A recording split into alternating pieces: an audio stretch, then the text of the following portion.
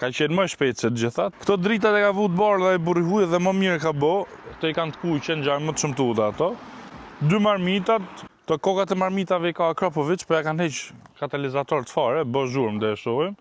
Pastaj kështu si trup i lloj si CTS-ja është.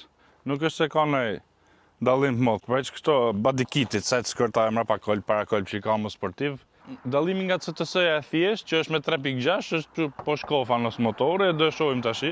Tashi ky është 6.2-shi, V8 supercharged, 564 kuaj fuqi, edhe 726 Nm tork.